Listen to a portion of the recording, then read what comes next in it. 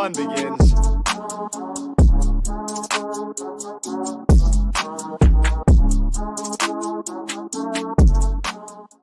Hello there. Karga here. I'm the Bendu. And you're listening to the Dork Forces podcast. Welcome back, everybody. Very happy to see you all here. Everyone. Yeah, I hope pretty much the middle of the week. I hope it's going well for everybody out there. Welcome back to the Dork Forces podcast. We're going to be talking about what's going on in Star Wars. What's the news? What are the rumors? What's in the future? Starting off, we should say a couple words, I think, would be very appropriate for Carl Weathers, who very sadly and unexpectedly passed away earlier this week. He was 76 years old. It's too young. It's too young, man. He was I've been a big fan of Carl Weathers for as long as I've been a fan of movies, pretty much. You know, some of his like early roles are super iconic, like Apollo Creed, for example. You know. Oh yeah, or like Dylan in Predator. Like there are certain things where it's like you didn't realize that it was him until you go through his IMDb and you're like, oh shit, that was him. Sort of. Yeah, exactly. He's one of those actors who's been everywhere, and then whatever movie it is that you first like hook onto his face, then you go back and you're like, oh wait, he was in all of those other movies I watched as well. Like he's definitely one of those.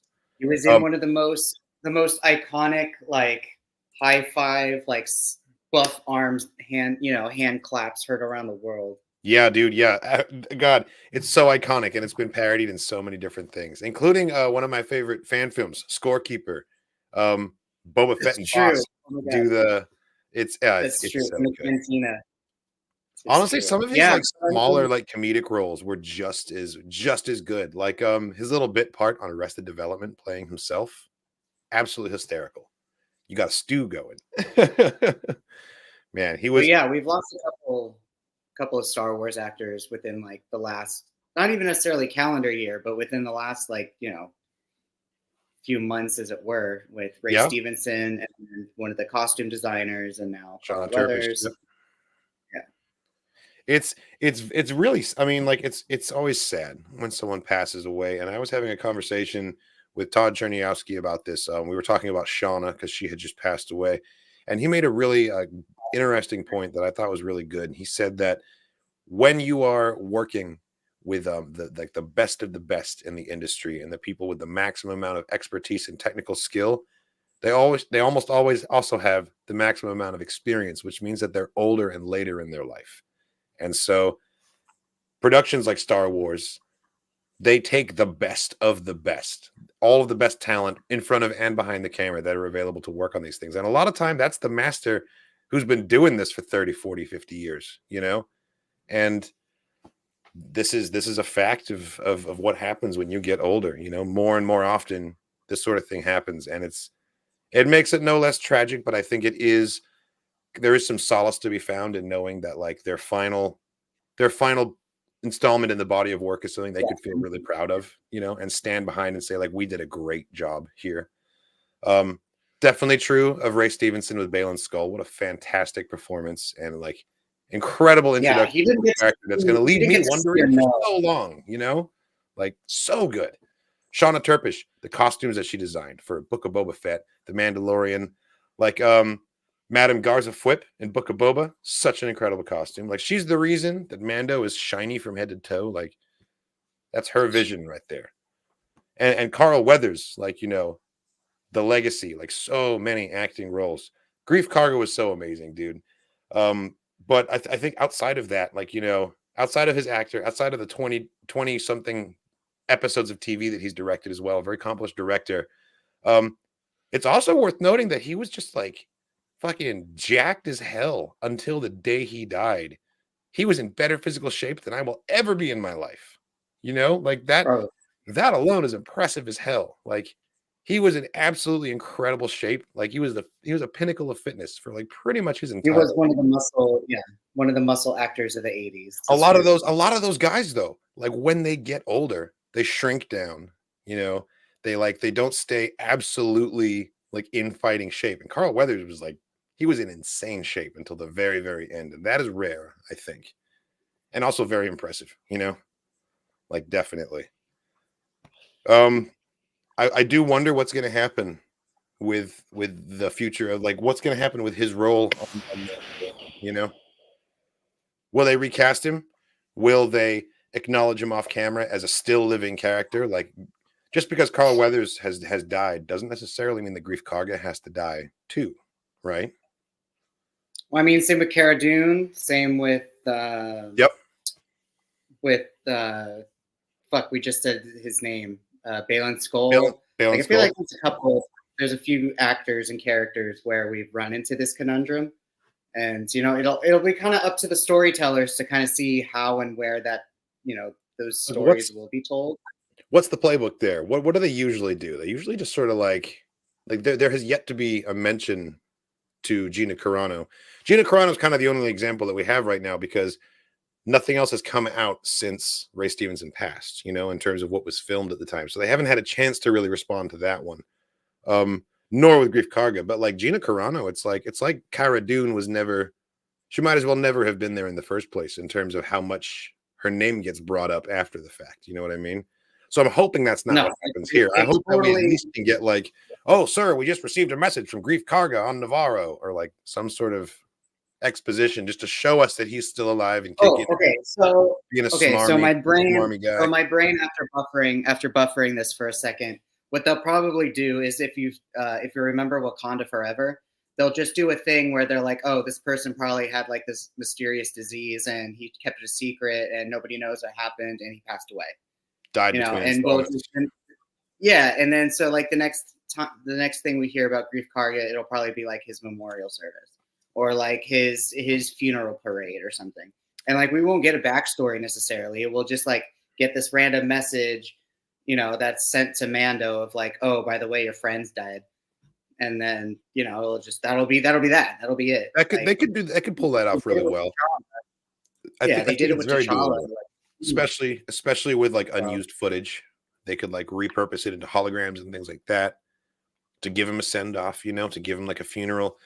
Personally, I would prefer if the character doesn't die, because that could be a way for Carl Weathers to just sort of like live on in Star Wars, let him live on off screen and we hear from him or see the repercussions of things he does every once in a while. But like that way he's not completely gone, that way Greef, because like that was kind of one of the magical things that they did in Star Wars Legends in the expanded universe was that like just because a character is no longer being featured in the movie, maybe he has 25 goddamn books that spin off from this and he has a whole like adventure and stories. Like I'd read a novel about Greef Karga and like being the magistrate and like what happened with the bounty hunters and stuff.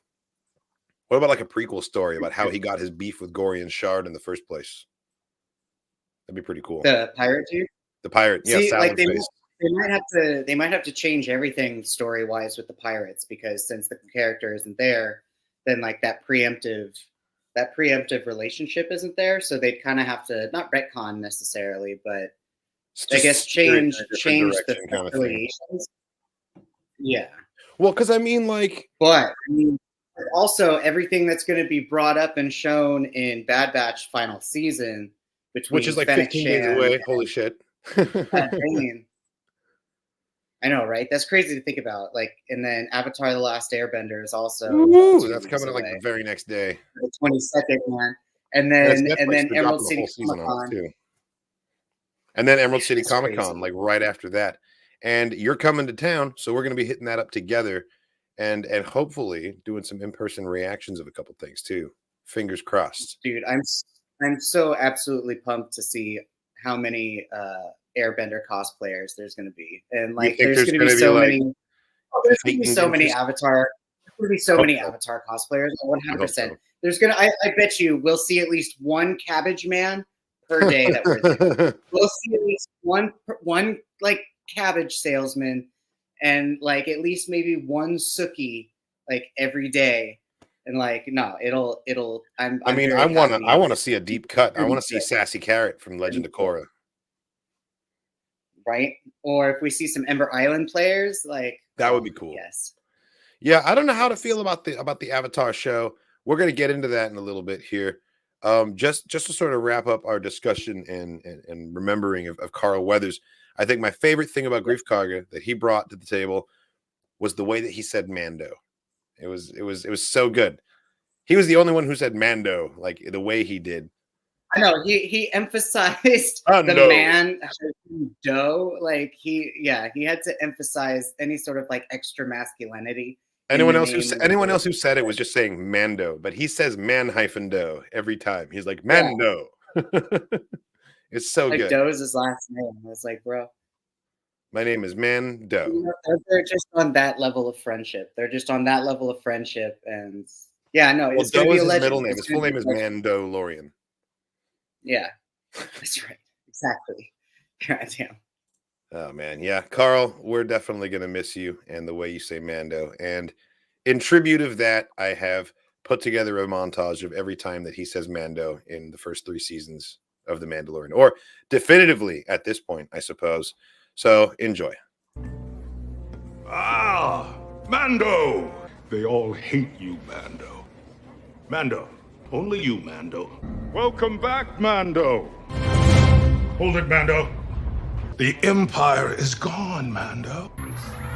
Mando. Sorry for the remote rendezvous, Mando. What about you, Mando? Mando. Things got really heated once Mando crashed the safe house. That was impressive, Mando. Very impressive. Mando, please. Mando, I just want them off my planet. That was some pretty impressive flying, Mando. What do I owe you? Has Mando been taking good care of you, huh? Have you been taking good care of him? Yeah. Yeah. Mando! Level with you, Mando. I need a marshal. Mando, we've got plenty of droids around here. We'll find you one, I guarantee you. Mando, shoot it! Shoot it! I don't understand. Do you speak Huttese? Mando, he said he can't fix it.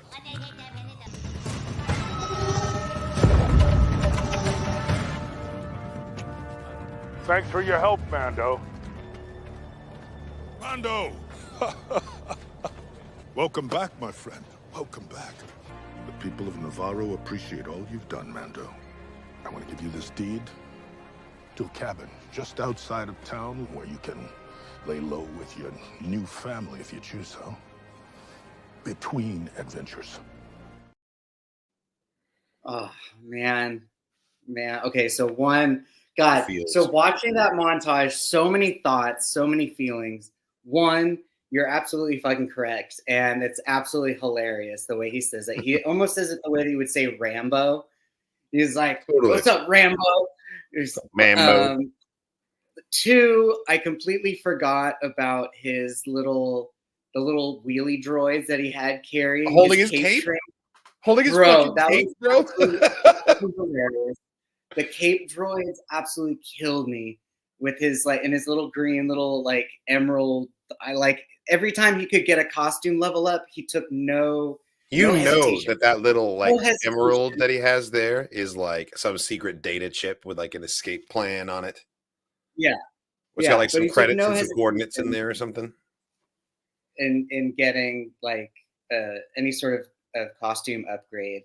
The IG dude, the zombie moment of the cracked out IG-11 droid, when he smashes totally it with the bust, bro, he's just shit. Oh my god, true fear. That's such a before he moment, and then, before he knows Grogu very well, and he's trying to heal him. He's like, he's trying to eat me. And see way back in season 1. He's such a good fucking character. He was such a good character. He really was. And I was really excited to see just how intense his drip was going to become in season 4, The wardrobe changes where he never even got to see his final form. Exactly. It was headed to new heights, I was hoping for a hover upgrade instead of trained droids carrying his robes. Or just a straight up floating chair, also, Yoda style. Third thing is seeing Navarro and seeing just remembering how fucking beautiful the graphics are and the just the overall set design team who created Mando and Ahsoka just put so much heart into soul into those those sets and those designs. And it's I mean, there you go. put some more respect on Shauna Turpish, because she's the one that designed that fantastic drip for Greef Karga, you know? And we've lost both of them now. It's really sad, man. And yeah, he also directed multiple episodes of The Mandalorian itself. He directed the episode of Mandalorian that gave us Ahmed Best returning as Kelleran Beck, saving Grogu in that flashback. Dude, that was so dope. We have Carl Weathers to thank for that too, you know? Totally. He's like an NPC in Skyrim that just calls you Dragonborn, Mando. I love it. Hero. Seriously. Player 2. You might as well be saying that the whole time. There's the hero I know. It did burn bright as hell, but I don't even know if you can say it didn't burn long. It burned for 76 years, you know? I want. Oh yeah, no, he had so many projects. Like, that's a life well lived. It is. I don't know the specifics, nor have I really looked into it. I don't think that's necessarily my business. But I do want to know how he passed. I heard he died in his sleep, but that's good. When you're in your 70s, who knows what happens, you know? He was in fantastic health, like physical shape at least, you know? Carl was a great director with awesome action scenes and some of the most iconic Grogu scenes. So it's such a grandpa to the kid. Yeah, the Greef and Grogu scenes are some of the best. You could tell how much fun he had, like, holding that puppet. Can't really blame him at all, though, you know? Yeah, like, he was there when they were deflecting the firewall. Like, it was, yeah. He is. He's one with the Force now. That's a great way to look at it, because kind of like the Star Wars fandom kind of does mirror the Force in so many ways. Like, an actor can become part of it, give his image to the story, embody a character, and then when he passes away, that character lives on, and it's swirling around in the fandom in being experienced for the first time by anyone who picks up The Mandalorian season 1 who hasn't done so yet. And like, even though you might be like, oh, well, everyone's already seen it, it's like, yeah, people are born every day, you know, not everyone's seen everything. So his story is not over in the fandom, you know. We're going to be seeing appreciation for this man and for this character moving forward, and even fresh new stories in the comics, you know, very possible, very doable. And so 100%. it kind of like he's become one with the Force, and now he's just sort of swirling around in the ether of the fandom, and he's part of the conversation and he's part of the discussion because his character was so compelling, you know. So sure. within the comics, you know, very much. Yeah, there could be easy prequel stories of like him in the criminal syndicate and like how he became what he became. And it would be that would be like disgraced magistrate. Disgraced why? What disgraceful ass thing did he do? You know, that's what I want to know. He was part of Gorian Shard's crew, I think, and then he fucked them over, and that's why they're beefing with him in season 3. Oh, and then thinking back on that montage, the scene where he's trying to translate for all the little like puppet droids. One of my favorite scenes. The little puppet robots, and he was like talking to the moaning Myrtle aliens and just like needing to translate, though we already understand, like we have a pretty good concept of what's being said. I love that. We need his commentary just to be sure. I love that Star Wars has gotten to a level of comfort where you can have a scene like that with like almost no human faces at all. You've got 2 different kinds of puppets, a guy in a full face helmet, and then Carl Weathers just like crouched down in the window translating everything, yelling into this little garage. Yeah, God, it was such good, just like absurdist comedy, and like that's the sort of thing that you would encounter on the daily basis if you lived with aliens of all shapes and sizes. You know, like those kinds of bizarre scenarios would be your whole life. He has the broken. It's the broken. No squeezy. So, how are we doing with news and with rumors and with leaks? I know there's all kinds of crazy rumors swirling around right now. Movies in production. I know that there was a massive plot leak for the in production Rey movie, and then not like 20 minutes later, it was officially retracted as completely made up. So business as usual on that end, I would say. Yeah, there was some news that was dropped just a couple hours ago here. Let me see if I can find the article. But it kind of ties back to what we were saying before about people being recast. Gina Carano is suing Disney and Lucasfilm. Yeah, For she what? is. She is seeking $75,000 in damages, and she is trying to ask the court to force Lucasfilm to reinstate her on The Mandalorian. Wow. Damages how? Because she refused to adhere to safety protocols and standards during a COVID quarantine and therefore buckled down on like horrible anti-vaccination rhetoric on her own Twitter, which also broke her own contractual rules.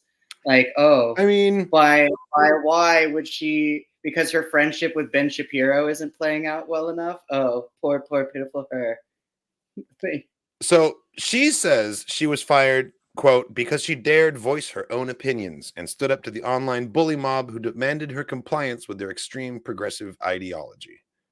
The lawsuit alleges that the actress was treated differently from two male co-stars who wrote or shared posts online maligning Republicans as Nazis but faced no penalty. Which, first of all, that's not the same thing. Okay, let's just be super clear about that. Super clear about that. Calling someone a Nazi is not the same as comparing yourself to a Jew in the Holocaust. Those aren't, like, it's not on the same level, man. Like, no. Mark Hamill and Pedro Pascal may have implied that other people were being Nazis. That's not the same thing as being like, my treatment's worse than the Jews in the Holocaust. Like, it's a whole different level of me being Republican in America right now is yeah. Let's not forget the timeline here. This was 4 years ago. This was 4 years ago. Why now? You know? Yeah. $75,000 of damages isn't like a lot of money either. I'm kind of in like. I'm baffled by this number. If you're gonna have the stones to go after Lucasfilm and go after Disney, like at least go for $1 million. You know they've got the money. $75K. Maybe so. Either it might have to have something to do with the writer strike. Maybe it has something to do with royalties or lack thereof. Maybe she gets less royalties as like prior seasons go on because then she only gets season 1 shit. But I mean, I don't know. I was way distracted by some of the things in the chat. I mean, that's what I'm saying. Like 10 million easy. You know they're good for it, but at the same time, you're not gonna win that case. She really doesn't have a case. Another very important distinction to be made here is that she was not fired by Lucasfilm. That's not actually what happened. Her contract ran its course, and they decided not to renew it. And when they released their statement, and when you get a legal statement released by Disney legal department, every single word is very meticulously chosen. It's a very deliberately worded statement so as to not invite any doubt or misinterpretation. And what they said is that she is no longer employed at Lucasfilm with no plans to employ her in the future. That's not the same thing as being fired. She simply wasn't invited to renew her contract. So there really is no basis for a case here. I honestly see this as a publicity move more than anything else. It's a way to get her name back in the media. For sure. Because I'm sure her career's doing just fine, right? She had that movie where Joe Biden sniffed her hair or something. I don't know. And then she was fighting the Little House on the Prairie. I haven't actually seen the movies, but maybe she's just upset that she, goes on mad Twitter blocks. Like both you and I, she blocked on Twitter just by. She did not block me on Twitter. Actually, I blocked her on Twitter. Oh, yeah. Wow. Details matter, man. Details matter. I was gonna say she blocked me at the same time that she blocked Star Wars Wikipedia. I'm pretty sure she name searches herself and blocks anyone talking about her. Probably. Which, you got to have a hobby, I guess. Fair enough. But yeah, so that's happening. And $75,000 is the take here. And that alone, I think, is really weird. A weird amount of money to be suing for. Based on the legal definition of what this is, like what it means to be fired, what it means to have your free speech violated. that there's no, she doesn't have any recourse here. And like, good luck. I mean, the mouse is going to countersue. They always countersue. Like, this is a terrible, terrible move. This news just came today, and I haven't really had a lot of time to wrap my head around it. And maybe there's a strategy that I'm not seeing, but like, no, I don't think Gina's seeing it either. If it's there, like, honestly, I don't know. This could all be like a gimmick to simply create buzz, you know? Probably. Yeah, Elon Musk is funding this also, because he made a statement. He's honoring a statement that he made in the past that anyone who is facing legal repercussions because of offensive things they said on social media, that he would pay their, or using Twitter, you know, X, that he would pay their legal defenses. Even though these comments were not, in fact, made on Twitter, they were made on Instagram. But it doesn't really matter, because he's trying to make a point here, because clearly this kind of furthers his ideological little culture war that he's trying really hard to stoke. He's trying to prove that he's free speech by proving that neither he nor Gina Carano understand really what free speech is all about. Because last time I checked, Disney or Lucasfilm, they're not government agencies, right? Like, that's what free speech really is. The First Amendment protects us from reprisals against the government for speaking out in criticism. There's nothing in there saying that you can't get fired by your at-will employer and terminated, like have a contract ended for talking shit on your employer. Yeah, that has nothing to do with government reprisal. That is therefore already outside the wheelhouse of the First Amendment, you know? Like, free speech from what? Free speech from the government, you idiots. There's we don't, like, it's the mouse. It's a private company. And if they don't want to employ you anymore, they don't have to employ you. And let's just, I don't know. Let's just play this out as a thought experiment. What if she wins the lawsuit, right? Gina Carano wins the lawsuit. She's awarded $75,000 and forcibly reinstated on the set of The Mandalorian. Just picture that. Just imagine that working environment for a second. Like, God, that's got to be awkward. It'd be very toxic. It would be really weird. I'd be very. I don't know. There's blue check reply guys swearing up and down that everyone in the cast loved her to pieces, and the only person who had a problem with her was Kathleen Kennedy. So if the blue checks on Twitter are saying it, we know it's not true. You could pretty much guarantee that the opposite is true, especially when someone comes out and then, like, all of their little reply friends post paragraphs underneath it that are like exactly the same. I don't know. It fools nobody. This is one of those things that's not even worth discussing on platforms like Twitter anymore, because you're going to get nothing but disingenuous, like, bad faith replies from mostly bots. Like, it's not even human beings. I got to get out of here, man. I've had enough of Twitter. 75K minus legal fees. I wonder if she was able to set that number herself, or if Elon Musk set that number, since he's the one funding the suit. You know? Who knows? But in better news, other news. Not much. We know. Trying to think of. Well, damn. Trying to think of some better news. I mean, we were getting new Avatar trailers, and we're getting more and more, teasers and little snippets. It appears that, like, the Netflix Airbender is going to cover the entirety of season 1. So if they end up doing, yes, which I know, so we're hoping, I guess, depending on how well book 1 does, we'll get the other 2 books. But, like, from what we keep seeing, everything looks pretty visually good. Like, even Boomy, someone said he looked like he was wearing an Einstein wig. And it's like, if you rewatch the cartoon and if you look at King Boomy, like, he is wearing an Einstein. Like, that's exactly what his character looks like.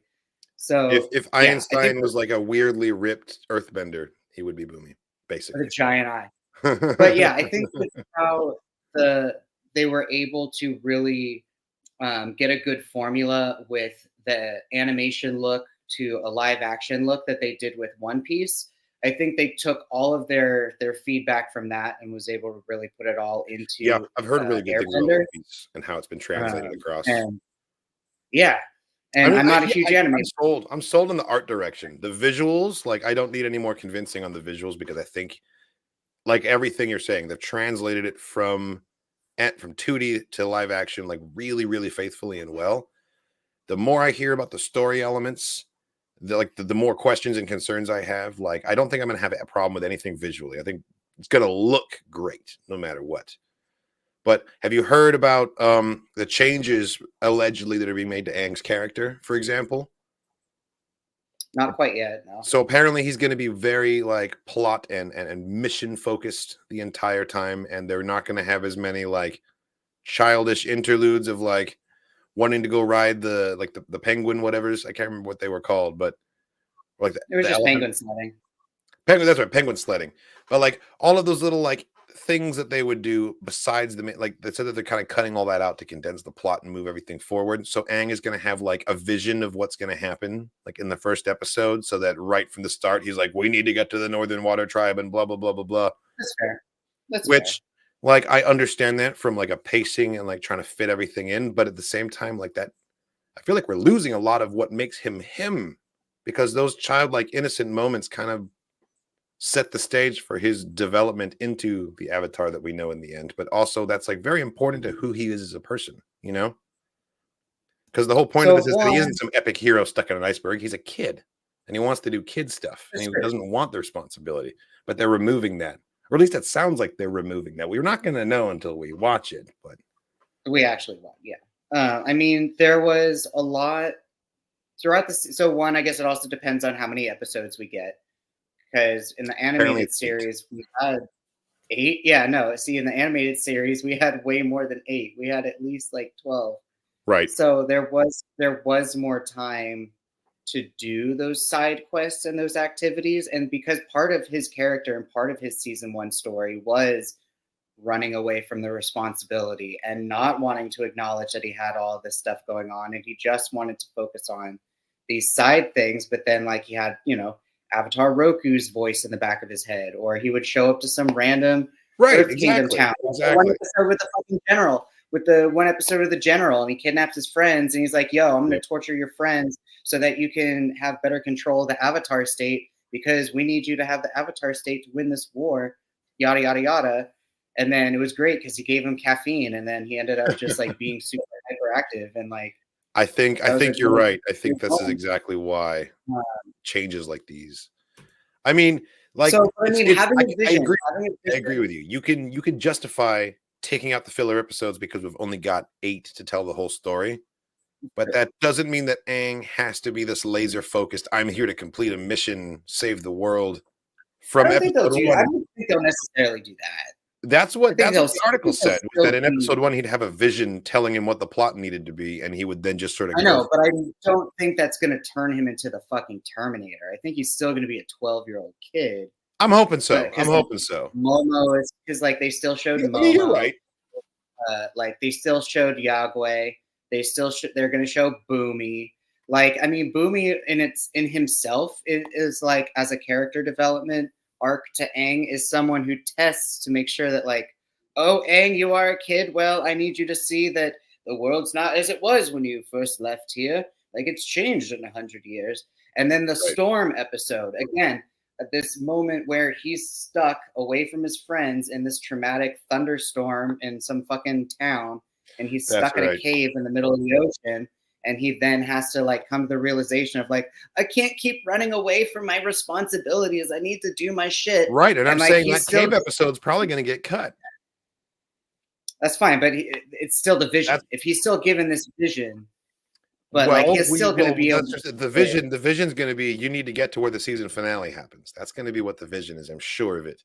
And you don't need a whole episode to show that he's a kid. Like they can totally find moments in a very plot-driven episode to have him do like childlike things here and there. I just really hope they do that, because that's such an important part of his character. And if he's all about like playing the objective, if you will, then it was not going to translate as well. Yeah, visually, like it's going to be fantastic. I just hope the writing is up to par. he could still easily do the little thing where he pulls out the 2 rocks and then like just starts spinning in his hand. Is it like, ooh, look what I can do? That's sort of a thing. We saw him doing the little spinny cycle thing in the trailer. Yeah. Or they mentioned that the fortune teller was going to be an episode. So we know for a fact that if the fortune teller is going to be in there, if that episode's going to happen with like the panda lilies, like they're obviously going to still play. They're still going to play the childhood crush card between Aang and Katara. And then once Toph comes in hopefully season 2, like that'll be another like sort of kid dynamic because she's I hope they change it. I'm gonna get myself canceled here on the internet real fast and say that I hope they change it, and then in the live action version, Katara ends up with Zuko. Wow. Because that's what I always thought was going to happen when I was watching it. That's what I thought was going to happen. After all, he has his Aubrey Plaza girlfriend. What the fuck, bro? He has his Aubrey Plaza who throws knives. Sorry. That's how it is, man. Bro.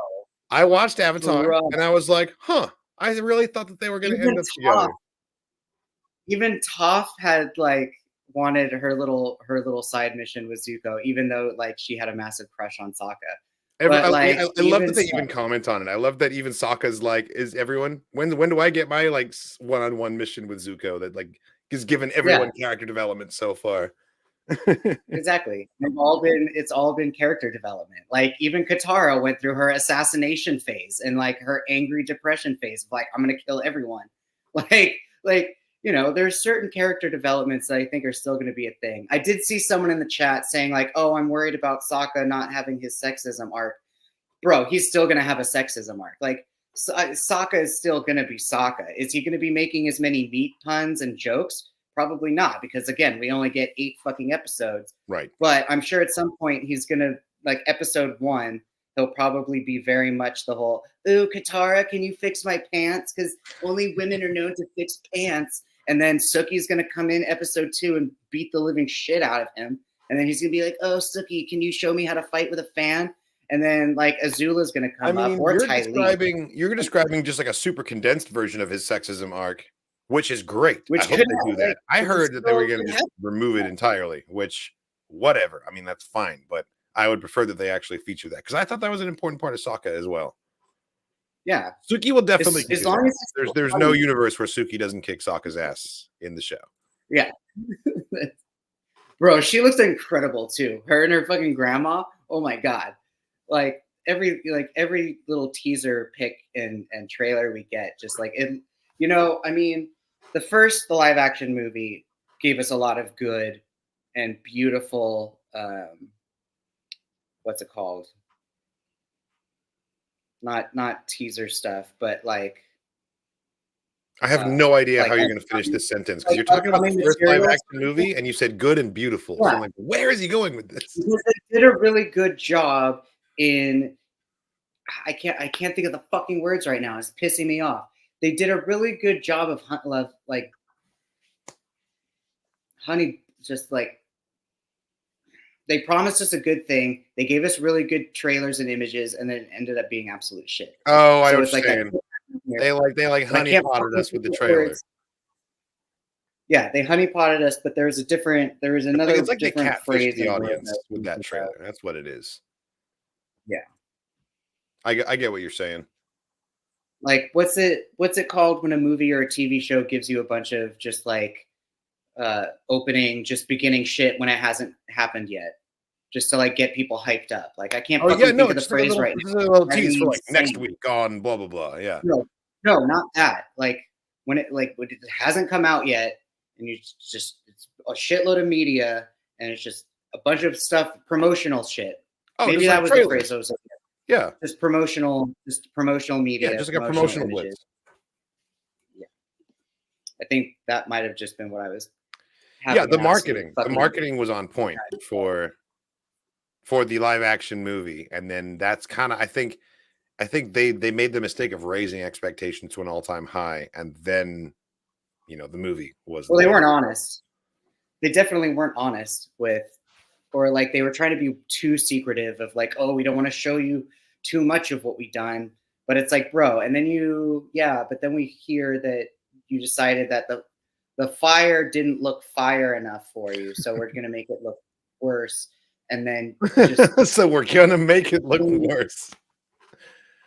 And then they're gonna just change the overall entire dynamic of the way that bending works. And then you put all the earthbenders in a fucking crater as a prison. Like, you remove the entire, like, Alcatraz, like, we're gonna keep the waterbender prisoners underwater. Fucking idiots. Like, yeah, there was just decisions. Like, yeah, I don't know. We'll see. Sony got bullied into correcting Sonic in the ways that Sonic needed to be corrected. So, well, I said it's going to be good. I think it's going to be good enough. I think it's going to be as good as it really needs to be, because no one really needs a Netflix live action Avatar. It's not a thing that anyone really needs, because a perfect Avatar already exists. And if you want to watch, if you want those stories, boom, they're right there, you know? So this doesn't need to blow my mind. Maybe it needs to blow someone's mind out there, but that's not my personal expectation. I just need to be somewhat entertained and to catch references and to have things translated well enough that I can judge how well they did it. You know, it's like, that's really what I'm looking for out of this show. It's kind of like, oh, I see how they did that, and that was an interesting change. Blah blah blah. I'm not expecting it to be a revelation.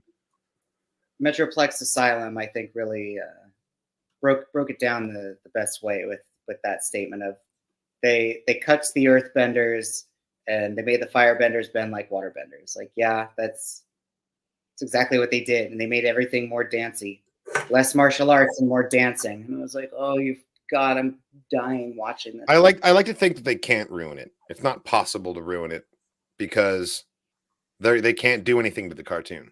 You know what I mean? It could be the most polished turd in existence, and it won't make Avatar: The Last Airbender any worse. So, like, that's true. This thing could be DOA for all we know, but like we'll always have the Nickelodeon show, the Viacom show, you know. Yeah. If you want perfection, watch the 2005 show, and if you want to see someone's like artistic interpretation of that 2005 show, watch the new one. That's true. I am excited for Airbender merch to come back to the stores, though. Getting some Airbender. Like, just some Airbender affiliation T-shirts. Well, I mean, because the visuals look so good, you know that like the props and whatever that merch comes out from it is going to look sick, and it's going to look good enough that you could like have it in tandem with your like 2005 stuff, you know? Yeah, and with Airbender too, you got the 4 nations, so it's like you have enough variety that like people can, you know, have their friendly affiliations. The same way that Game of Thrones came out, not as so much with House of the Dragon because everyone's a piece of shit. No, that was that. Yes, whenever you have factions, the audience loves it because you can be like House Targaryen, House Stark. You can be like, we're Fire Nation in this house, like, you know. Yeah, exactly. Absolutely. Yeah. And with that, I'm going to say Fire Nation look the coolest. They've already won the fashion war. It's over. The 100 Years' War. It was decided by the outfits. I mean, the having the Triceratop rhino, like rhino lizards, as like your mount steed, it is pretty heavy metal. All of their armor was pretty like Morgana Le Fay heavy metal. Fuck yes. The best. And then their capital city was in a semi-dormant volcano. Like, oh, that's right. That was badass. Yes, I am optimistically cautious here. I think it's going to be fine, but more important than that, I am doing my best to temper my own expectations, you know, so that if it's disappointing, I'm not disappointed. Yeah, no, visually it still looks absolutely gorgeous. The Kyoshi Warriors look absolutely fire, but Ozai is like made of fire. So I could go either way on that. It's a 50-50. Yeah, like again, even now, like my brain's still buffering it. And it's like, even if Aang episode 1 or episode 2, like, yeah, he's still a 12-year-old kid. We only get, we'll say, 6 episodes to get until Sozin's Comet, right? Right. Like, just the weight, or like just the emotional weight, I think, of like Monk shit. What was his master's name? Not Gyatso. Gyatso. It was Gyatso. Yeah. Oh, sorry. Gulu Lahima was the Korra. That was in Korra. But yeah, Monkey Gyatso, dude. Lahima was in Avatar. He's the one that taught him about his chakras, and then Zahir was an adherent of Lahima. He'd read all of his teachings in Korra. No, Lahima was the dude who Lahima's was name the came back airbender. up in Korra. He was Zahir learned everything from. No. So Lahima, Gulu Lahima, he was the one that taught Zahir how to fly. He wasn't the skinny Indian dude in the Southern Air Temple. Guru Lahima was the airbender that like unlocked his you're right. You're right. Yeah. Guru Patik was the dude Patik who drank was the onion, skinny guy. Patik, you're the absolutely fucking right. onion and banana juice. Yeah, that was. I defer to your superior knowledge. You know way more than I do because I've only watched each show once. So like, yeah, no, it was good you're shit. the expert But here. having your your mentor, like father figure, like it's gonna be a very Obi-Wan dying, like episode 1 sort of a thing. So like I think he's still gonna be like battling being a 12-year-old kid, but like Gyatso's voice is still gonna be ever present in the back of his mind. I think. I hope like you're the Avatar. Well, I mean, we're gonna get flashbacks. We saw so much Gyatso in the trailer, you know.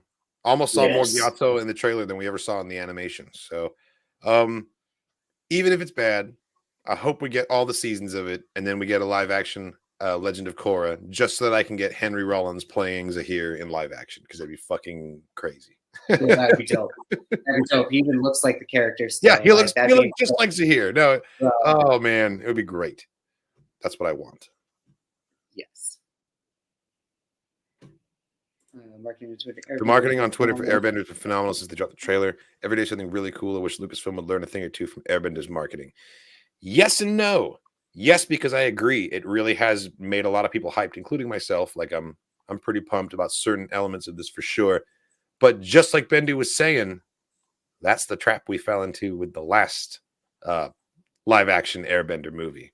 You know, it was so hyped up because the trailers were so well cut together that it crossed that threshold into dishonest, you could say, you know, where it was misrepresentative of what you actually sat down to watch when you went to the theater. That's true.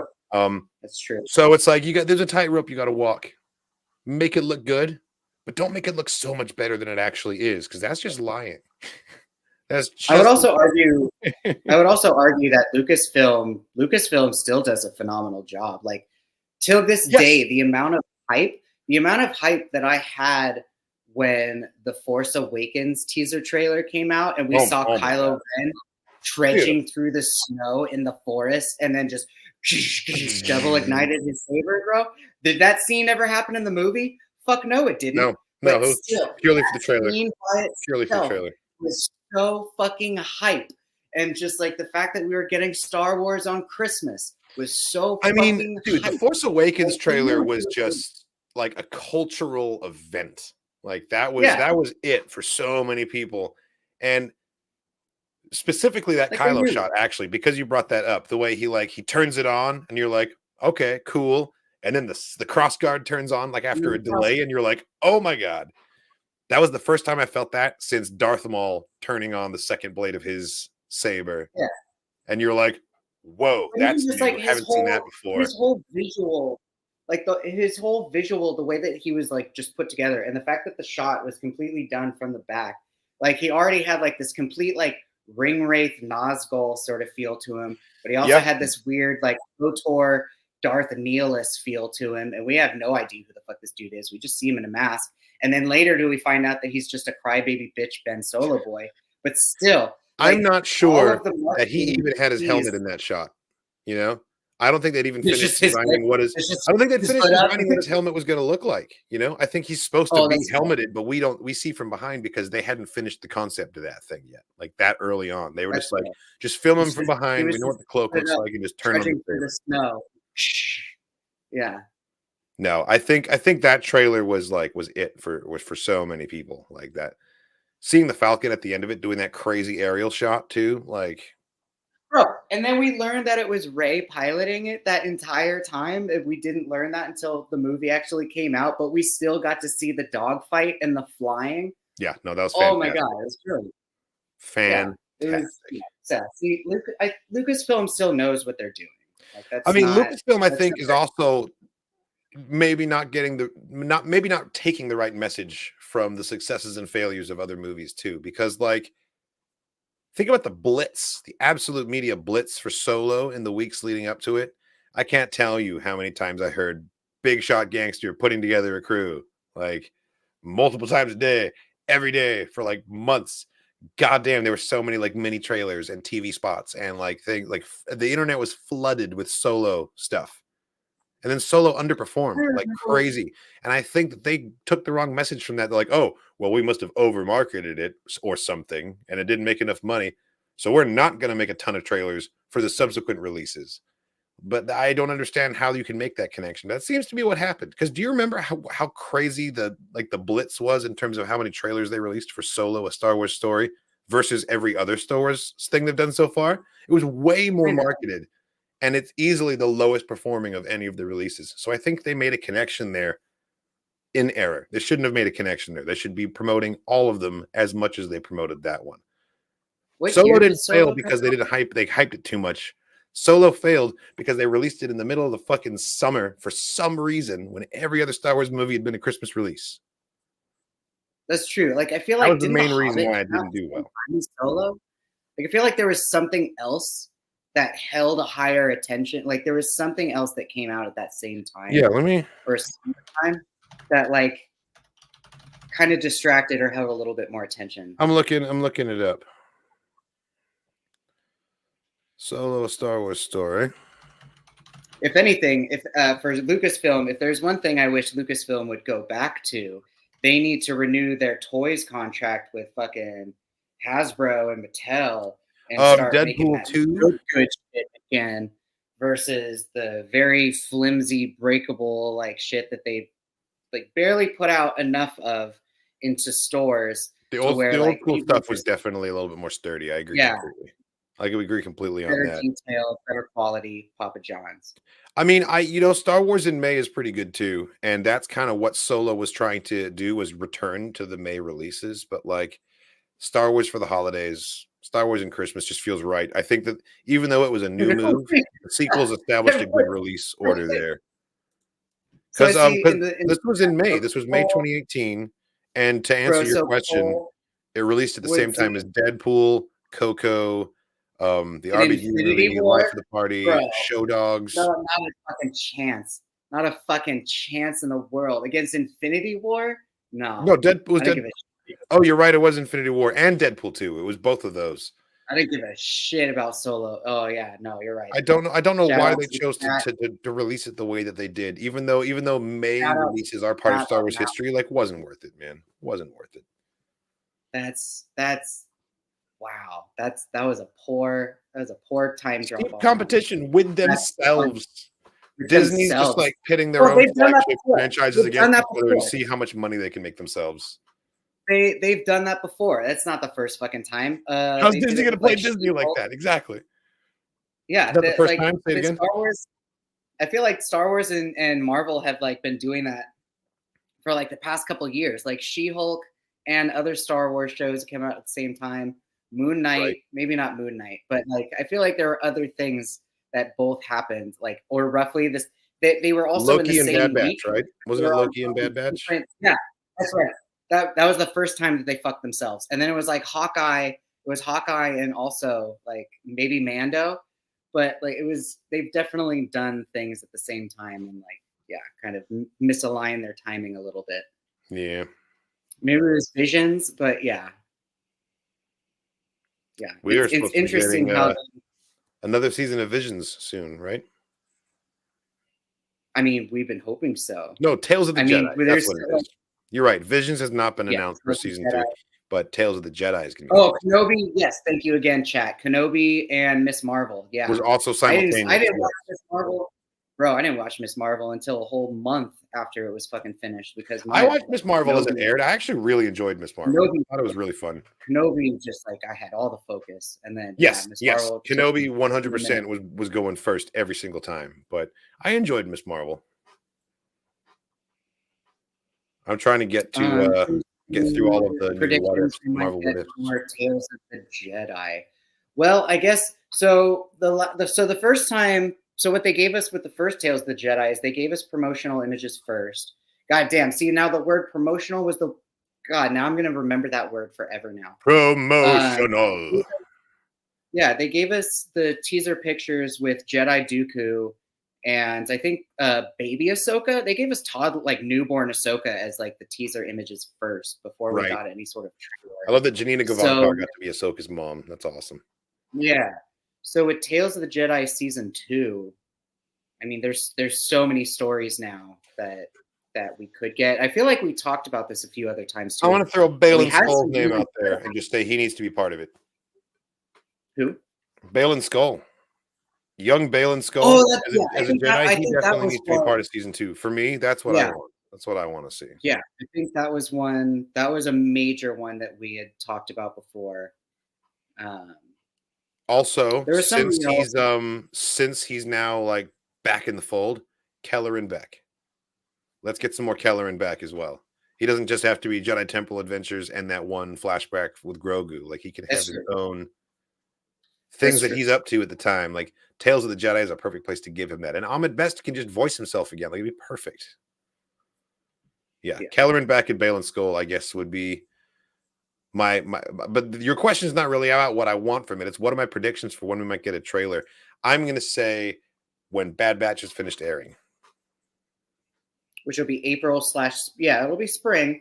I could see that. That. Mid to late spring, I think, is when we'll get a trailer for the Bad Batch. I mean, for Tales of the Jedi. Sorry. Oh, Sid Terabay with the boss, bro. I know, man. Like, dude, I'm into it. I'm into it. I mean, especially now that we know that Asajj Ventress is coming back somehow. Like, you know, what are they playing at here? What are they setting up? There's so many different versions of Quinlan Vos that we could see too, and it's just like, oh yes. May 4th is a pretty good bet. Star Wars night. Star Wars probably going to be at Galaxy's Edge for May 4th, actually. So maybe I'll react to the trailer if it does drop on that day from the Dejarik table on the Falcon. I know, right? Kelleran Beck would be such a good choice for that. I hope I'm not the only one saying that. I see Cole Kennedy's comment of something outside of Clone Wars era.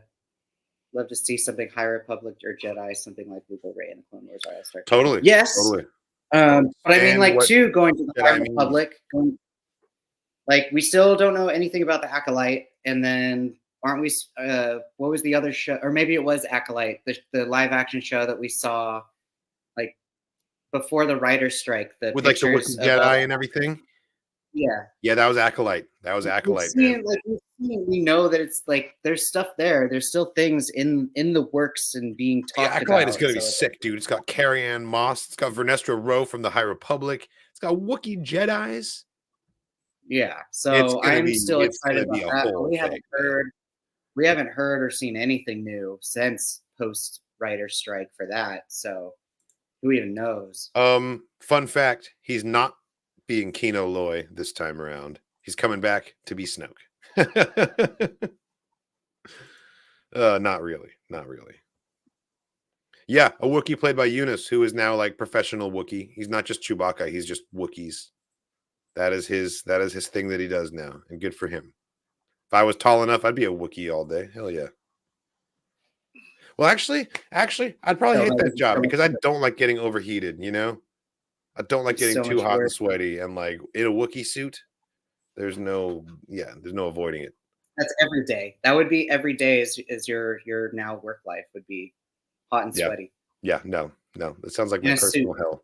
I don't want it. And a fur cocoon. I don't want it. It's too bad because I can do a Wookiee sound. It's okay. You can just do voiceovers for them. And maybe a couple. There you go. You wear the suit, and I'll be behind the curtain with a microphone doing the.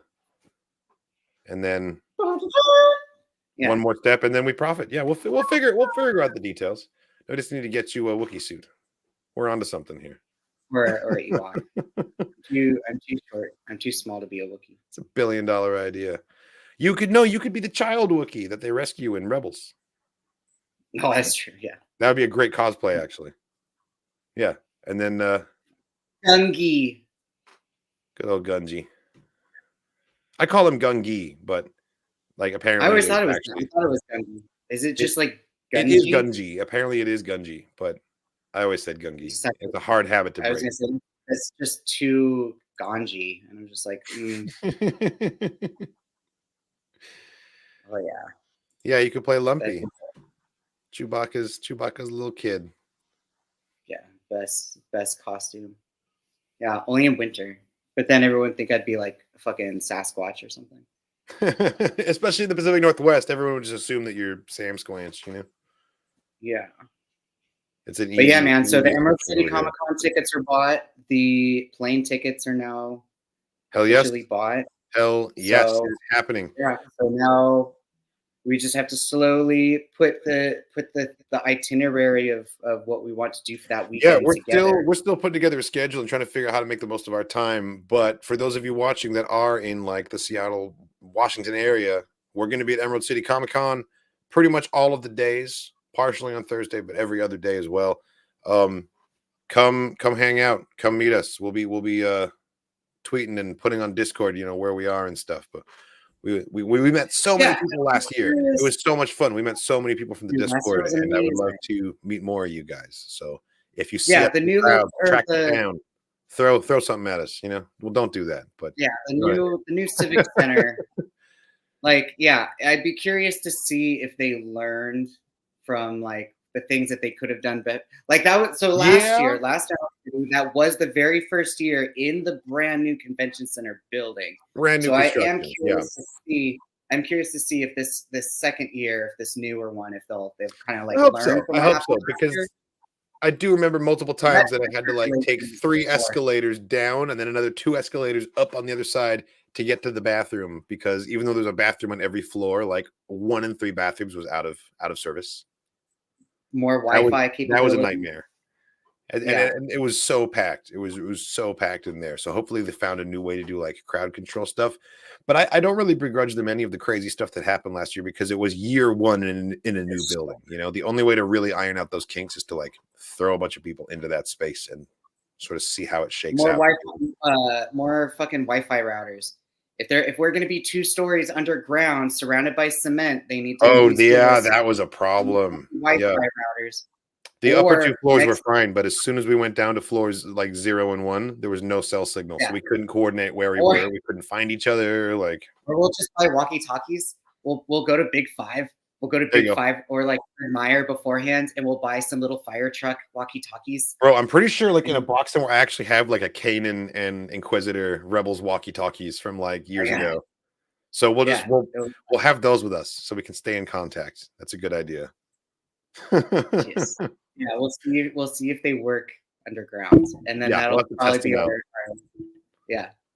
oh man, our biggest ways of contact for Saturday.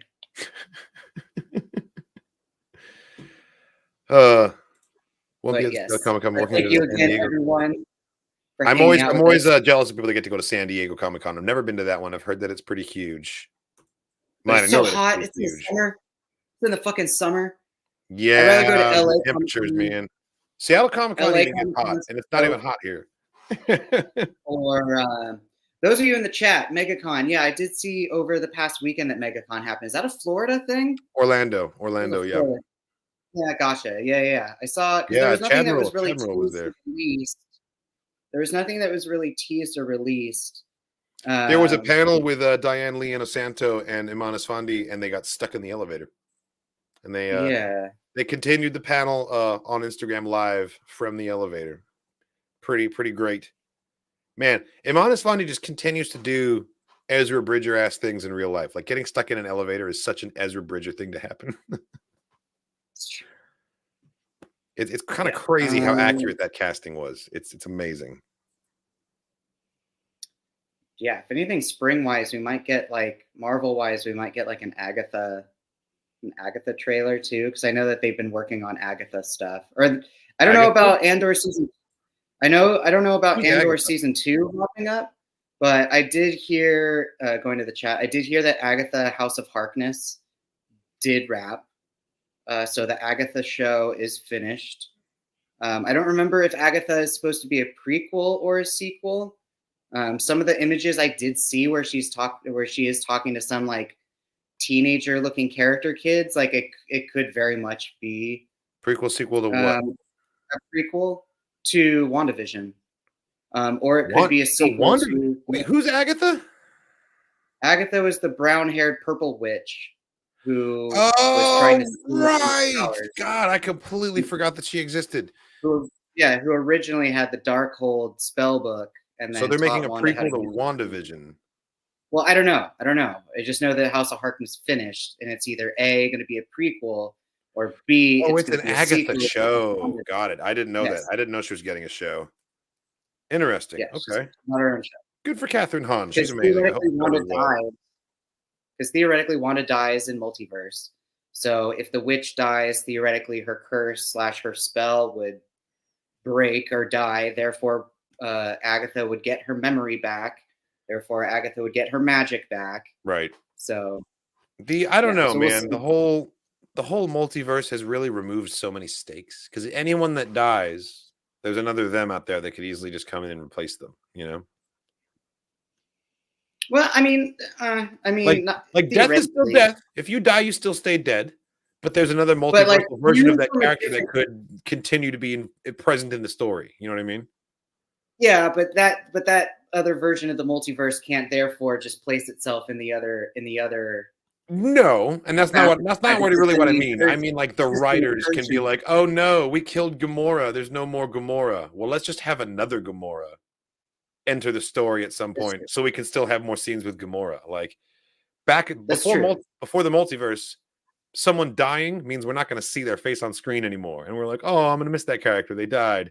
But now it's like, "Oh, well, that version of them died, but this actor's still going to be in every goddamn episode because there's the multiverse, you know." This other version, yeah, that's true. So I found as an audience member when I watch these things now, when someone dies, I'm less like, "Oh no," and more like, "Well, I wonder what version of them's coming next," you know.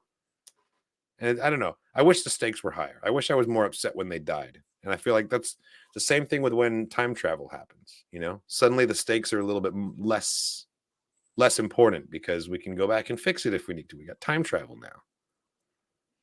It's always something you want to be really careful with, really like tread lightly when you're doing any kind of parallel universe, time travel, multiple versions of the same individuals, like, because if anything is possible, nothing is truly dangerous, you know?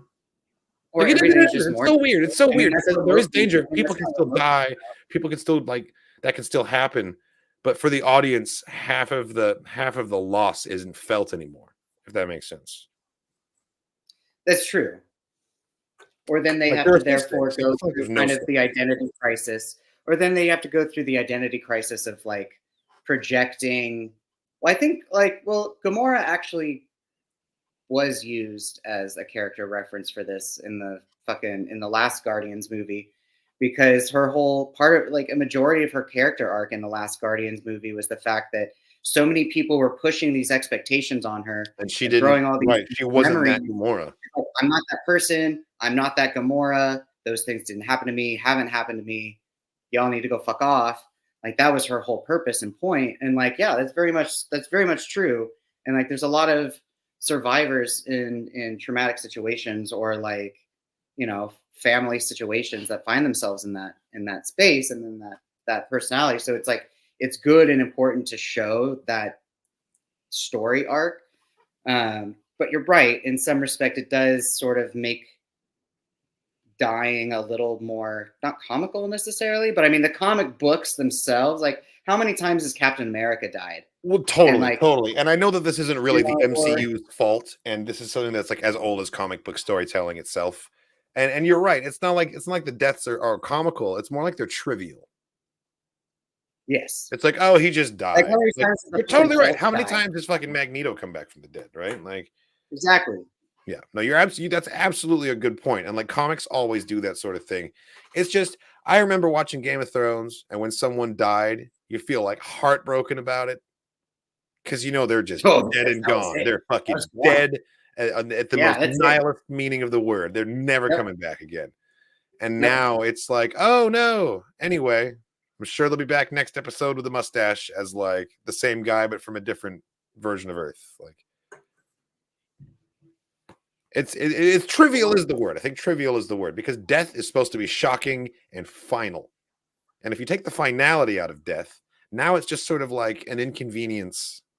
Oh no, Gamora died. We have to wait 45 minutes for another Zoe Saldana to get out of the, get out of the dressing room and show up as a new version. I miss the days when you really didn't know if someone was going to make it out of the movie, and there was like this could be it for them in the whole franchise. That's and true. I think MCU is just not that kind of franchise franchise anymore. It's and that's not necessarily a criticism either. It's a choice they've made to stay faithful to that style of storytelling because that's how comic books have always worked. Like you're totally right about that. My personal flavor of being an audience member is I want the stakes to be high, keeps me compelled, keeps me invested. I see in the that dude has died multiple times in multiple ways, and he's here for it.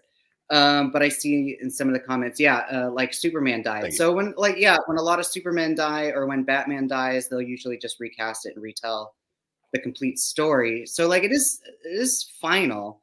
But I mean, going back to what you were saying, Katarn, on a character will die and then we don't necessarily we might not see them again in like the core storyline, but MCU wise, they do come back. Like when Black Widow died, we know for a fact we're not seeing Natasha Romanoff anymore. But then we got the prequel movie. We did get her back story movie, which honestly should have fucking come out before Infinity War because that would have just made her death in Infinity War have way more weight. It would have. Also, but then we learned about Yelena, and we learned about her other complete Russian family, and again so much of the stuff that character was in, which again gave her death way more weight.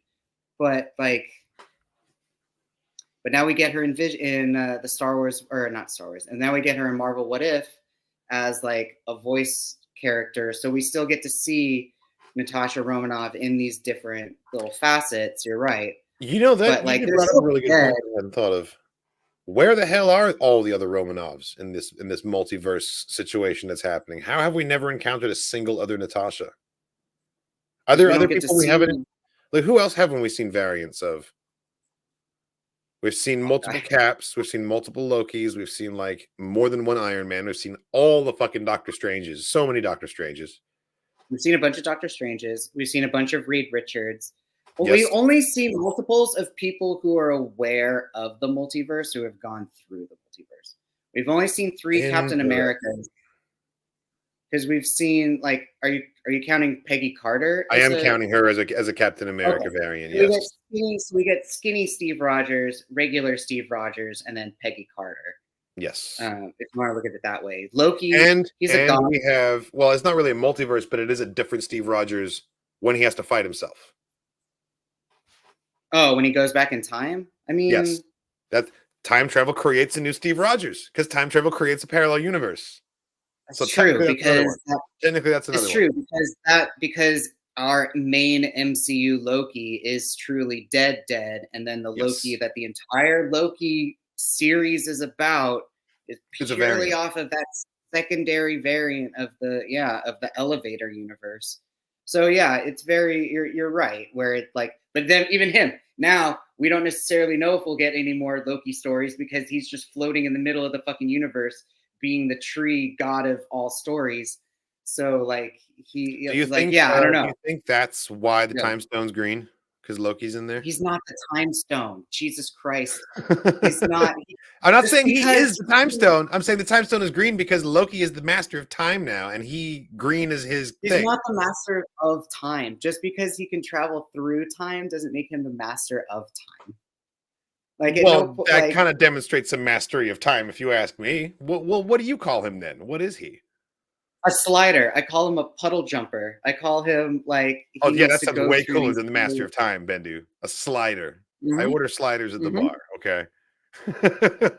Speaking of sliders, I'm very I know for a fact that everyone when we go to Emerald City, and Sam, Frodo, and fucking Gimli are there, everyone's going to be talking to Gimli about Lord of the Rings shit and Indiana Jones shit, and I'm going to be the only one who's going to be like, you know what? Sliders was the shit, bro. You were the professor. Bro, I loved you as the professor. Oh, man. He's going to be like, what are you talking Sean about? Rhys Davies, he'll appreciate that. He'll appreciate that. I used to watch you on Saturday mornings. Like, yeah, dude. Talk about multiverses. That fucking show. That show made no goddamn sense. No, but like as soon as you start talking about multiversal, like I tune out and I'm like, okay, I'm here to watch the flashing lights in pretty colors. This is too nonsensical because the people writing the explanation know that it doesn't make sense. You know, it doesn't have to make sense. You just have to flavor the scene well enough to compel you to move forward. So good times. No, I enjoyed Loki. I thought season 2 got like nice and metaphysical and sci-fi and weird. Yeah, that show really found its footing in the second season. I think it really did. Yes, it was very Doctor Who. I think with the way that they really tried to time the parallel, like because they were more space-time continuum with it, though, which I also really appreciated. They weren't necessarily and like paradoxical with it. They weren't necessarily just like I don't know, a copy and a paste sort of a thing. It was just there's still credit to it because like if they fucked up, like all these different universes were gonna unfray. Yeah, you want, but nobody knew it. There's some nobody stakes knows it. Yeah, and then nobody knows it, and then another brilliant example of kind of what we were talking about at the beginning of the podcast, bringing us full circle before we close. Yeah. Going back to actors and characters who get canceled before something happens to them in the show. Sure. What's his nuts? Who played Kang? He got canceled by Disney, unfortunately, because of the domestic abuse stuff. Jonathan Majors, and now the whole they rewrote the end scene of Loki season 2 to where now the whole point of the TVA is purely to police Kang variants and purely to find and eliminate Kang variants because they're like, oh, we're going to take what happened in Ant-Man Quantumania and we're going to be like, see, regular people can take care of Kang variants. We're just going to do it now as our job. And we're going to nix the whole Kang Dynasty Avengers idea. So it's like they rewrapped their own package because they were able to that's the thing that they're like when they're in a position to do that and they like can spend an entire season of TV kind of pivoting to that, like the pivot. Yeah. That's the move. That's the move. But like, I don't know, Cara Dune's not worth a whole season of TV to explain why she's not there anymore. Or why she would all of a sudden come back. Well, even her returning wouldn't need an explanation. She could just be like, "Hey, I'm here, back from whatever mission. Let's go." Like, yeah, brought my heavy gun. Probably gonna stall out again. Like, I don't know. I think the silver lining on all of this is knowing that Elon Musk is going to have to pay 2 fines when when Disney eventually countersues, because he's fronting the legal fees, but. Like, obviously, they're going to lose the suit, and then he's going to have to also front the fees for the countersuit. So, keep winning there, man. Yeah, I think that Kang was just like real bad luck on the part of the studios. Like, that would have been a really cool character to develop, but who knows? Who knows what would have happened there? Even actor-wise, like Jonathan Majors, like I still love him in Lovecraft Country. And I still think he did a really good job. Don't hit people. At the end of the day, just don't hit people. Be responsible. Take accountability, and just don't be a dick. Just don't be a dick. It's the end of the day. Like, just don't be a dick.